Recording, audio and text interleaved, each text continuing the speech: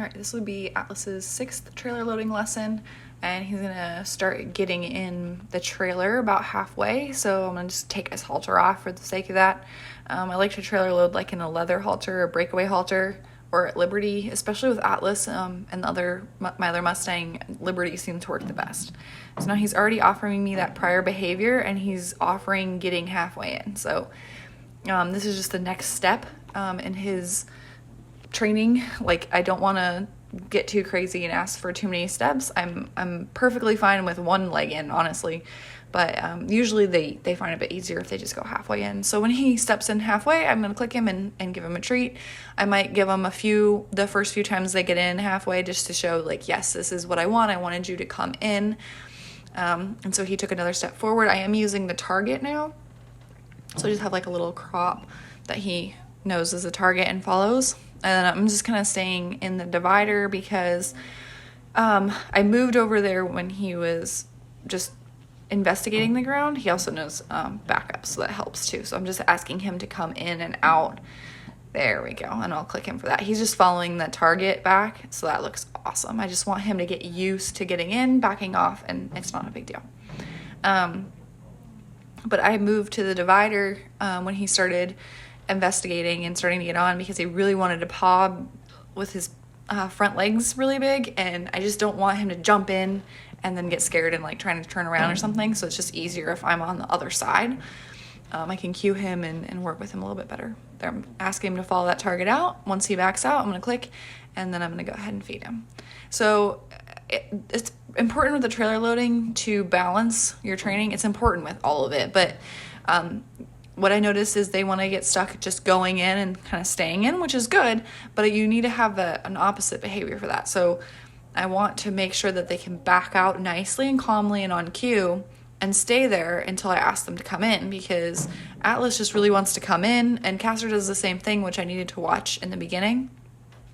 Is they'll back out, stand for a second, they're just like, I'm going to go right back in. So it's important that your horse can back out calmly and then stay there and build duration on that stay and stand, just like with leading or anything else. You have that standing behavior really well in the waiting, and then you let them go in, because he just got too much, like, I want to go in all the time, which is fine. It's a good thing. I want them to go in, but I also want them to do it when I ask them to. So we need some stimulus control there. So there, I just was kind of stroking him on the neck, and he was a little worried about that. I'm just using my target. I'm trying to add in a little bit more stimulation to him. So he was like not super sure about that. Because eventually I'm going to have to touch him and push him over and shut the divider and do all these other things. So just using my target was the safest way to do that, so I'm not in the way. And I just want to get him used to me touching him while he's in the trailer. So he's already used to that everywhere else. But I'm just going to show him that I'm going to pet you in the trailer too, and it's not a big deal, because especially with Atlas, he notices little tiny details, and then he gets afraid. So when you put too much pressure, and petting can be pressure for him in the right circumstance. So you just kind of got to be aware of what your horse deems pressure. So for him, it is. I'm just going to let him chew on his hay cube here and hang out. I want him to spend a lot of time hanging out and just standing inside and just resting, because I want that stay behavior eventually, to where he goes in, he stands still, and then I can come out and shut the divider and shut the back gate. So I definitely want that, but again, I should have worked more on the stay outside of the trailer and the wait to come in. But he is backing out really nice. That looked great. So once both of his front feet hit the ground, I'm just going to give him a treat, and this looks much better. I really like this right here, where he's just kind of hanging out. For this, instead of like doing more like targeting or rewarding him for this, I should have just backed him back out and just clicked him for staying outside the trailer, and then waiting on him to wait for me. So, because he really wants to go in, so, which is not bad, but again, we want that balance. So, but he's letting me pet on him and hang out, but I'm also rewarding this. So you can see once he comes in, I'm like, yeah, click, and I'll reward and give him a treat. But I should have waited for him to come off of my cue and come inside on my cue. So, because we want really solid behavior of him standing in the trailer and being relaxed, but not, I don't want to open up the door and he just kind of runs inside, because that's kind of where I was going with this. So it's just important to have that opposite behavior to balance it out.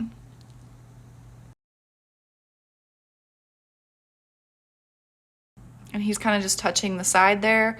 I'm gonna click and reward him for that. I want him to be just curious. I want him to touch the dividers, touch the side, sniff around, not be afraid. So I'm gonna reinforce all those curiosity behaviors where he's interested and not just standing there frozen. So I want to reward all those things. But he's doing really well following the target. He already knows how to back following the target, so it's just adding another layer to that. So that might deteriorate a little bit, but and actually I never noticed from this angle, but he's swatting the flies and it's kind of hitting his halter and he didn't react at all. So that's actually pretty cool for him, because he sees any movement and he's like, I'm out of here. But that's actually pretty cool.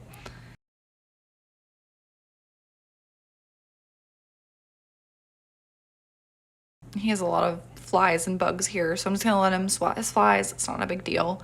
And he's staying pretty relaxed. It's not a big, like, he's not running off as soon as the bugs attack him, so that's good. And you want to make sure that he's back and away from the trailer before you go ahead and come out, especially with Castor. Like, you'll see, he really wants to just always be in there. So, and he followed that nicely back. That looks fantastic. So I'm just gonna have him take a lap. So we just kind of walked around the arena and then we're gonna come back. So it's important to have that little, just a mental break, so that it's not, okay, you're coming here, I want you to come in here. Even though I'm using positive reinforcement, there's still some pressure to this. Like, he understands what I want. And that can make him kind of nervous if he's like, oh, you know, she wants me to go halfway in, like maybe I have to go all the way in. He's not really quite comfortable like that. There still can be some coercion there, and I don't want that. And they just seem refreshed once they go take a lap, come back, even like a 30-second walk away and come back. It doesn't take long, and he's just comes back and he's ready to work. So kind of have to read your horse. Once they stop trying a lot or they just kind of feel stuck, I try to kind of gauge that, and I'll try to get them out and walk before they get to that point, because I want this to be fun and an enjoyable experience. But then, I mean, later on, you don't have to always have them walk out. Once their reinforcement history for being in the trailer is so high, I'll open the trailer and they'll get in. So it's not a big deal, but it is super important for the learning phase. But this one, he followed the target in a little bit further, and he's kind of lining up to the divider a bit more and kind of going off toward the left of the screen. So that was really nice. Now it's just going to be, there we go, baby steps. So I'm going to bring the target underneath that divider, and he's going to like shift a back leg, I'll click and reward. He'll shift the other one, I'll click and treat. Front leg, a little bit of his body weight, maybe his neck or his nose.